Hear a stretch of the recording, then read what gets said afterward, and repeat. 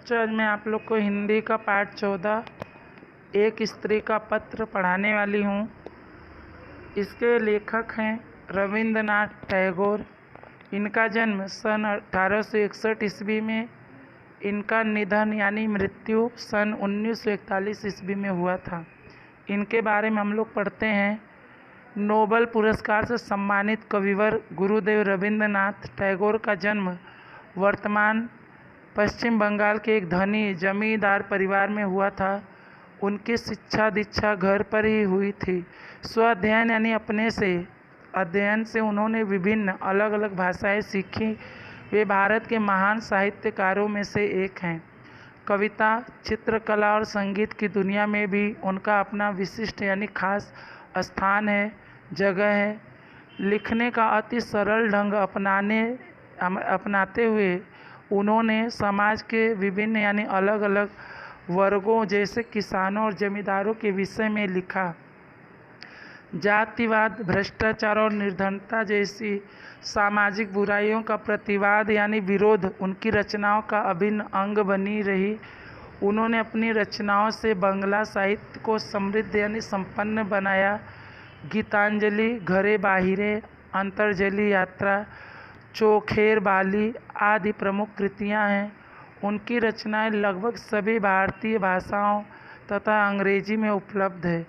उन्होंने शांति निकेतन की स्थापना की। यहाँ पे कह रहे हैं रविंद्रनाथ टैगोर जी के बारे में कि ये नोबेल पुरस्कार से सम्मानित कविवर गुरुदेव रविंद्रनाथ टैगोर का जन्म अभी के समय के पश्चिम बंगाल के एक अमीर परिवार में, धनी परिवार में हुआ था।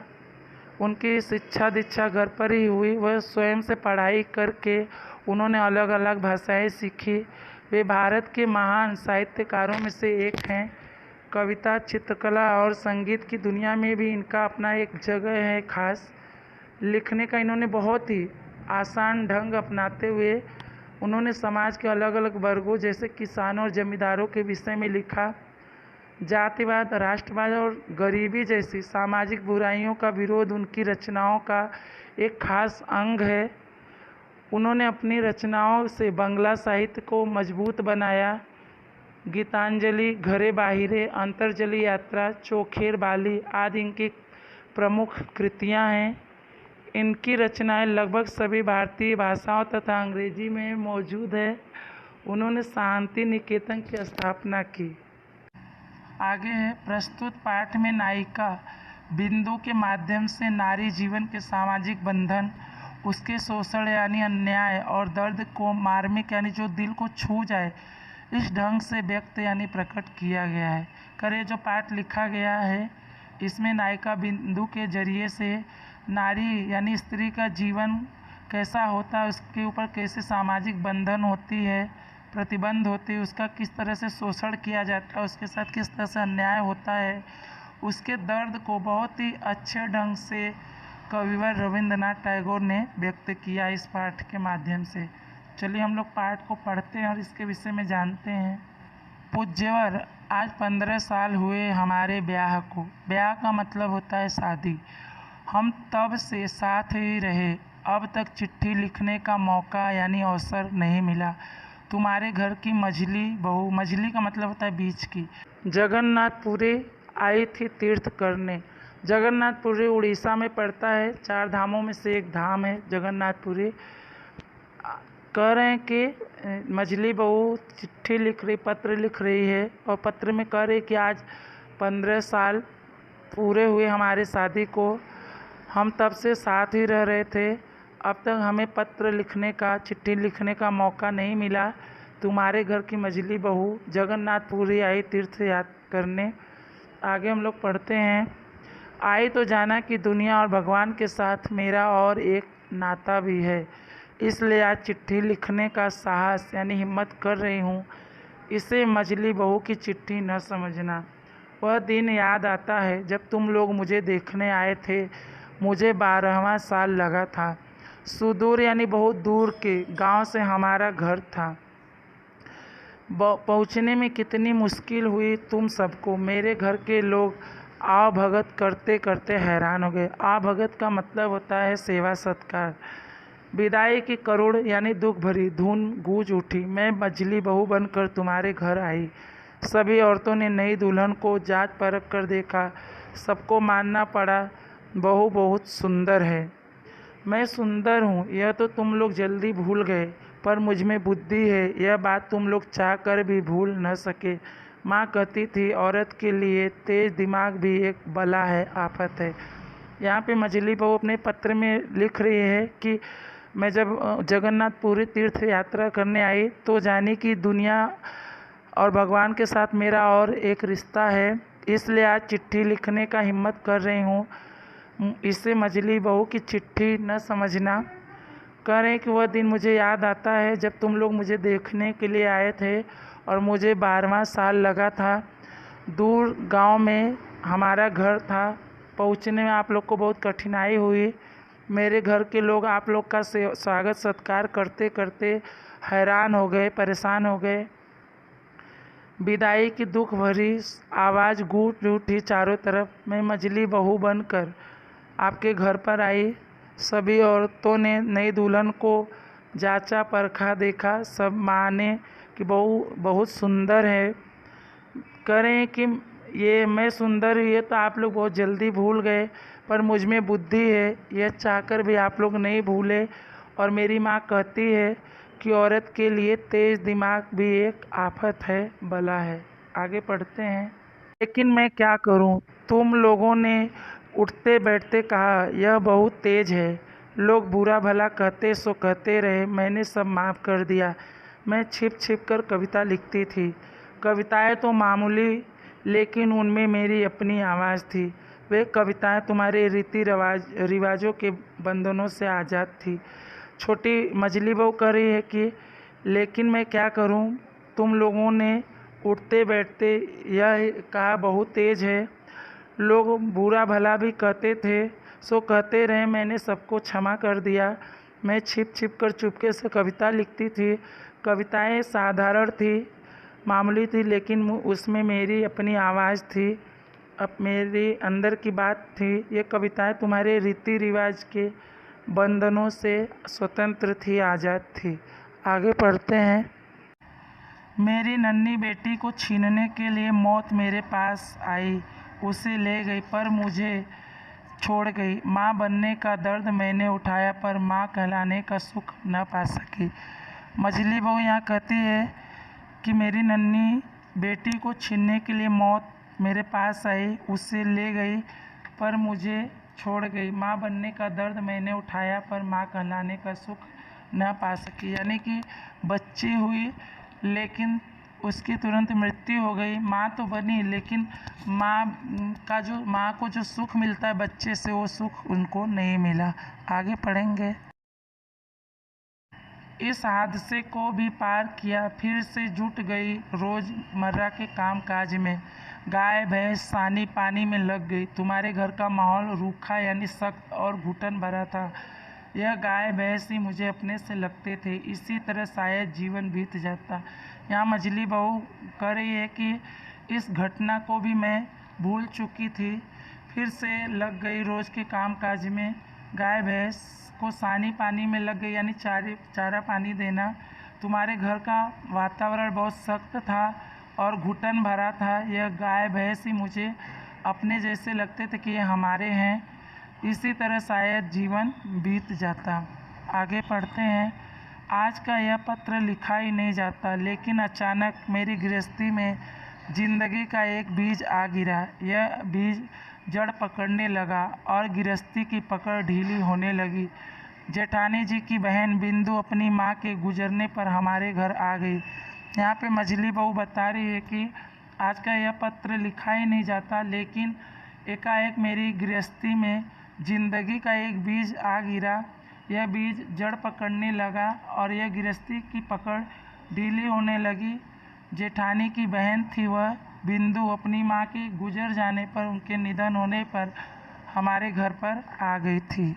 आगे पढ़ते हैं। मैंने देखा तुम सभी परेशान थे। जेठानी जी के पीहर यानी मायके की लड़की न रूपवती यानी सुंदर, न धनवती यानी अमीर। जेठानी दीदी इस समस्या को लेकर उलझ गई यानी फंस गई। एक तरफ बहन का प्यार तो एक तरफ ससुराल की नाराज़गी। अनाथ लड़की के साथ ऐसा रूखा यानी सख्त व्यवहार होते देख मुझसे रहा न गया।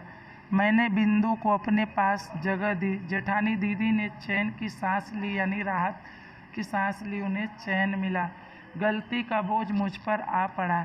मझली बहू कह रही कि मैंने देखा तुम सभी परेशान थे। जेठानी जी के पीहर की लड़की न सुंदर थी न अमीर थी, धनवती थी।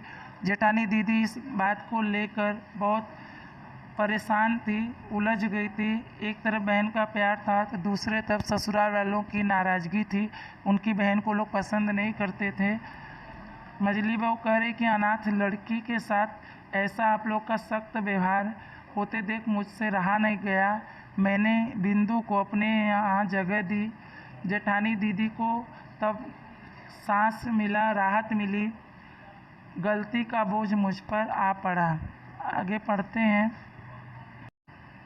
पहले मेरा स्नेह पाकर बिंदु सकुचाती थी, पर धीरे धीरे वह मुझसे बहुत प्यार करने लगी। बिंदु ने प्रेम का विशाल सागर मुझ पर उड़ेल दिया यानी न्यौछावर कर दिया। मुझे कोई इतना प्यार और सम्मान दे सकेगा यह मैंने सोचा भी न था। बिंदु को जो प्यार दुलार मुझसे मिला वह तुम लोगों को फूटी आंखों न सुहाया। फूटी आंखों न सुहाने का मतलब बिल्कुल अच्छा न लगना। याद आता है वह दिन जब बाजूबंद गायब हुआ। बिंदु पर चोरी का इल्ज़ाम यानी आरोप लगाने में तुम लोग को पल भर की झिझक यानी संकोच न हुई।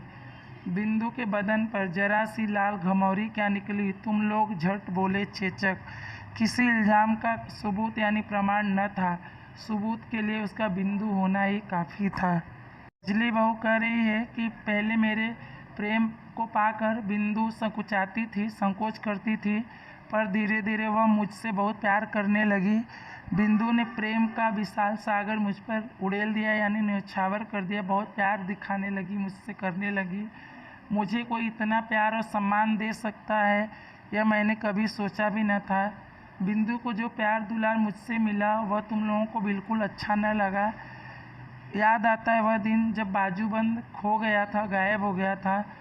बिंदु पर चोरी का आरोप लगाने से तुम लोग पल भर की भी झिझक न की। बिंदु के बदन पर यानी शरीर पर जरा सी लाल घमौरी यानी अंबोरी क्या निकली, तुम लोग तुरंत बोल दिए कि चेचक है। किसी पर आरोप का सबूत यानी प्रमाण न था। सबूत के लिए उसका बिंदु होना ही काफ़ी था। आगे पढ़ते हैं। बिंदु बड़ी होने लगी, साथ साथ तुम लोगों की नाराज़गी भी बढ़ने लगी।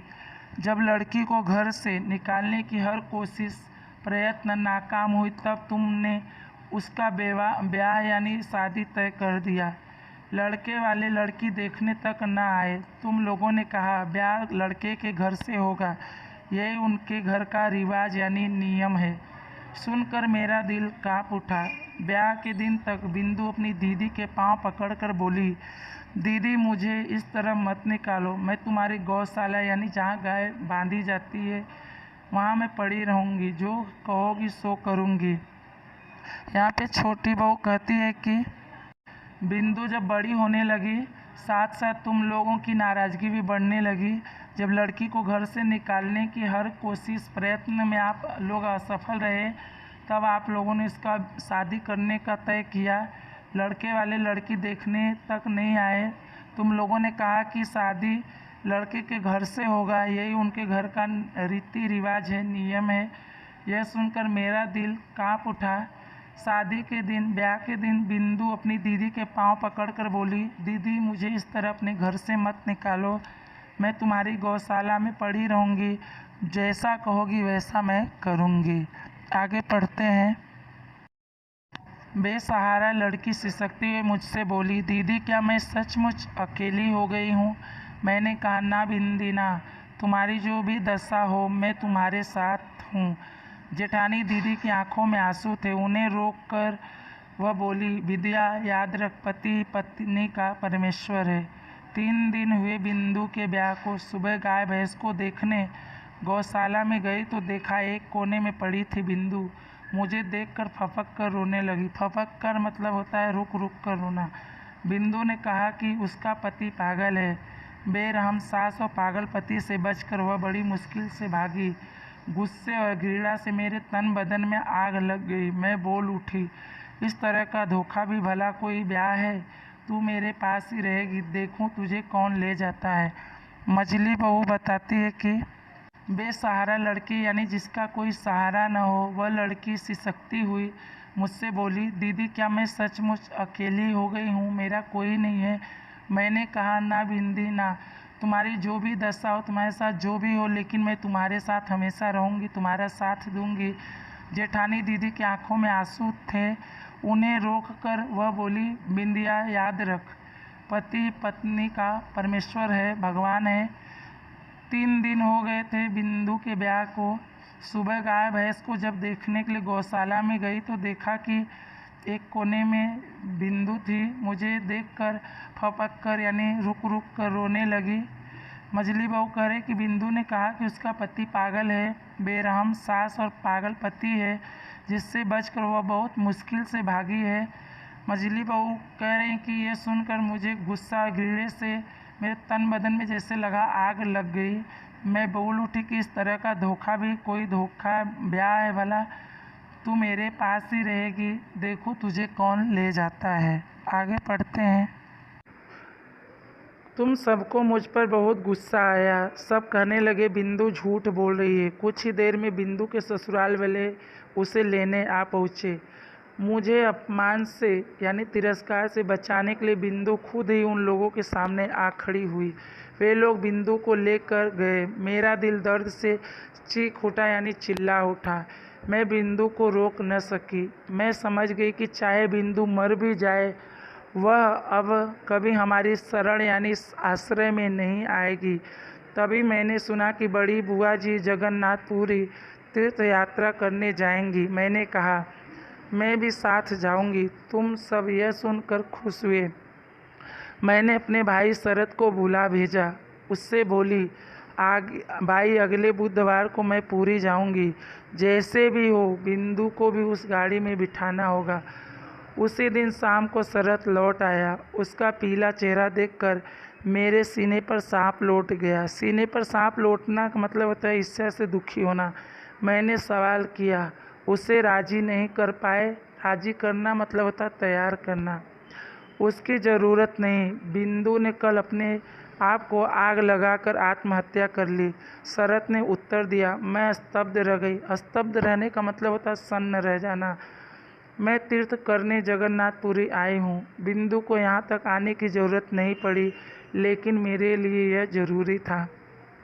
मझली बहू बता रही है कि जब मैं उसे अपने पास रख ली तो यह देखकर तुम सबको मुझ पर बहुत गुस्सा आया। सब कहने लगे बिंदु झूठ बोल रही है। कुछ ही देर में बिंदु के ससुराल वाले उसे लेने आ गए। मुझे अपमान से बचाने के लिए बिंदु स्वयं ही उन लोगों के सामने आ खड़ी हुई। वे लोग बिंदु को ले गए। मेरा दिल यह सब देखकर दर्द से चिल्ला उठा, चीख उठा। मैं बिंदु को रोक न सकी। मैं समझ गई कि अब चाहे कुछ भी हो जाए, बिंदु हमारे पास अब कभी लौट कर आने वाली नहीं है। तभी मैंने सुना कि बड़ी बुआ जी जगन्नाथपुरी तीर्थ करने जाएंगी। मैंने कहा, मैं भी साथ जाऊंगी। यह सुनकर आप लोग बहुत खुश हुए। मैंने अपने भाई शरद को बुला कर भेजा। उससे बोली, भाई अगले बुधवार को मैं पूरी जाऊंगी। जैसे भी हो बिंदु को भी उस गाड़ी में बिठाना होगा। उसी दिन शाम को शरद लौट आया। उसका पीला चेहरा देखकर मेरे सीने पर जैसे सांप लौट गया। मैं ईर्ष्या से दुखी होकर बोली, सवाल पूछी उसकी, तुम उसको तैयार नहीं कर पाए? तो उसने उत्तर दिया कि उसकी आवश्यकता नहीं। बिंदु ने कल अपने आप को आग लगाकर आत्महत्या कर ली। शरद की उत्तर सुनकर मैं सन्न रह गई। मैं तीर्थ करने की जगन्नाथपुरी आई हूँ। बिंदु को यहाँ तक लाने की आवश्यकता नहीं पड़ी, लेकिन मेरे लिए यहाँ आना आवश्यक था, ज़रूरी था। आगे पढ़ते हैं। जिससे लोग दुख कष्ट कहते हैं वह मेरे जीवन में नहीं था। तुम्हारे घर में खाने पीने की कमी कभी नहीं हुई। तुम्हारे बड़े भैया का चरित्र जैसा भी हो, तुम्हारे चरित्र में कोई खोट या कमी न था। मुझे कोई शिकायत नहीं है, लेकिन अब मैं लौट कर तुम्हारे घर नहीं जाऊंगी। मैंने बिंदु को देखा। घर गृहस्थी में लिपटी औरत का परिचय यानी पहचान मैं पा चुकी। अब मुझे उसकी ज़रूरत नहीं। मैं तुम्हारी चौखट यानी दरवाजे को लांघ चुकी यानी पार कर चुकी। इस वक्त मैं अनंत यानी जिसका कोई अंत न हो ऐसे नीले समुद्र के सामने खड़ी हूँ। तुम लोगों ने अपने रीति रिवाजों के पर्दे में मुझे बंद कर दिया था। न जाने कहाँ से बिंदु ने इस पर्दे को के पीछे झाँक कर मुझे देख लिया और उसी बिंदु की मौत ने हर पर्दा गिरा कर मुझे आज़ाद किया। मजली बहू खत्म हुई। यहाँ पर मजली बहू बता रही है कि जिसे लोग दुख तकलीफ कहते हैं वह मेरे जीवन में नहीं था। तुम्हारे घर में खाने पीने की कमी कभी नहीं हुई। तुम्हारे बड़े भैया का व्यवहार चरित्र जैसा भी हो, तुम्हारे चरित्र में कोई कमी न था। मुझे कोई किसी बात की शिकायत नहीं है, लेकिन अब मैं लौटकर तुम्हारे घर नहीं जाऊंगी। मैंने बिंदु को देखा। घर गृहस्थी में लिपटी औरत का पहचान पा चुकी हूँ। अब मुझे उसकी आवश्यकता नहीं। मैं तुम्हारे घर के दरवाजे को लांघ चुकी हूँ और इस समय मैं अनंत नीले समुद्र के सामने खड़ी हूँ और कह रही हूँ कि तुम लोगों ने अपने रीति रिवाजों के पर्दे में मुझे बंद कर दिया था, लेकिन न जाने कहाँ से बिंदु ने इस पर्दे से के पीछे से झांककर मुझे देख लिया और उस बिंदु की मौत ने हर पर्दा गिराकर मुझे स्वतंत्र किया। मजली बहू अब खत्म हुई, समाप्त हुई। आगे पढ़ेंगे। क्या तुम सोच रहे हो कि मैं अब बिंदु की तरह मरने वाली हूँ? डरो मत, मैं तुम्हारे साथ ऐसा पुराना मजाक नहीं करूँगी। मीरा भी मेरी तरह औरत थी, उसके बंधन भी कम नहीं थे। उनसे मुक्ति पाने के लिए उसे आत्महत्या तो नहीं करनी पड़ी। मुझे अपने आप पर भरोसा है, मैं जी सकती हूँ, मैं जीऊँगी। तुम लोगों के आश्रय से मुक्त। मृणाल। यहाँ मजली बहू पत्र में लिखी कि क्या तुम लोग सोच रहे हो कि अब मैं बिंदु की तरह मरने वाली हूँ? तो डरो मत यह सोचकर, मैं तुम्हारे साथ ऐसा पुराना मजाक नहीं करूँगी। मीरा भी तो मेरी तरह एक स्त्री थी, औरत थी। उसके ऊपर भी बहुत प्रतिबंध थे, रोक थे। उनसे मुक्ति यानी आज़ादी पाने के लिए उसे आत्महत्या तो नहीं करनी पड़ी थी। उसी तरह मुझे भी अपने आप पर भरोसा है, मैं भी जी सकती हूँ और जीऊँगी। तुम लोग के शरण में कभी नहीं आऊँगी। तुम लोग के शरण से मैं आज़ाद हूँ, मुक्त हूँ। मृणाल। बच्चों, यह पाठ आपका समाप्त हुआ।